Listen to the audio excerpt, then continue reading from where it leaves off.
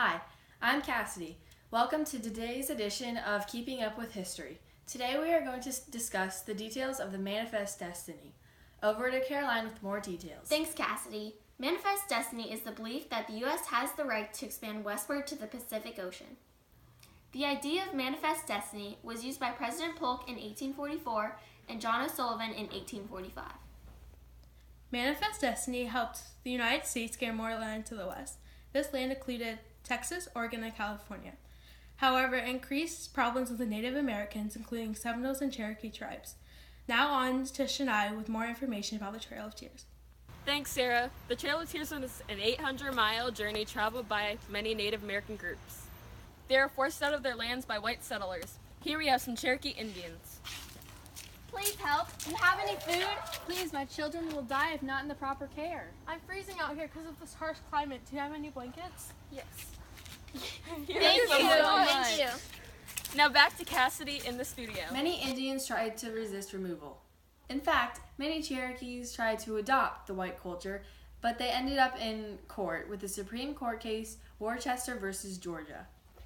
The Chief Justice John Marshall voted in the favor of the Cherokee Indians in 1832. However, Andrew Jackson decided not to enforce the ruling.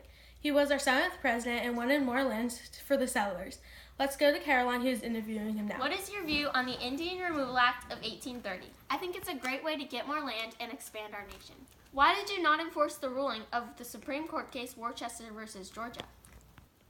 No further questions, We are please. taking the time today to honor a great Shawnee leader, Chief Tecumseh. He believed that the Americans shouldn't have taken Indian land because the Indians were there first. They had the Battle of Tippecanoe and they lost, so they fled to Canada. In October 5th, 1813, Tecumseh died in the Battle of Thames. Now we are back to Keeping Up with History with important news on the Indian resistance. Many Seminole Indians looked up to their chief, Osceola.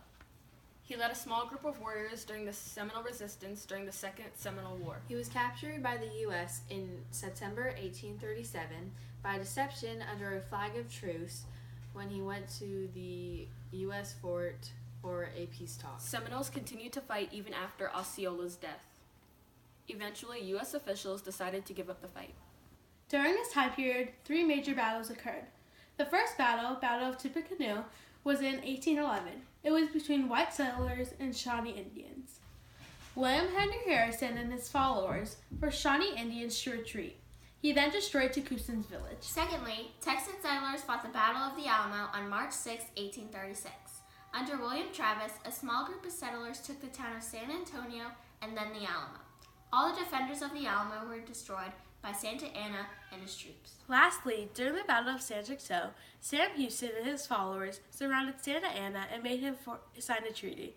This was in 1836. Soon after, Texas wanted to become an independent nation. The Mexican government did not recognize them as independent. They finally signed a treaty in 1844 that showed that Texas was an independent nation. Our last segment is about the treaties that Indians had to sign. The treaty at Fort Jackson in 1814 was with the Creek Indians. It ended battles with Red Eagle and gave away 23 million acres of the Creek's land.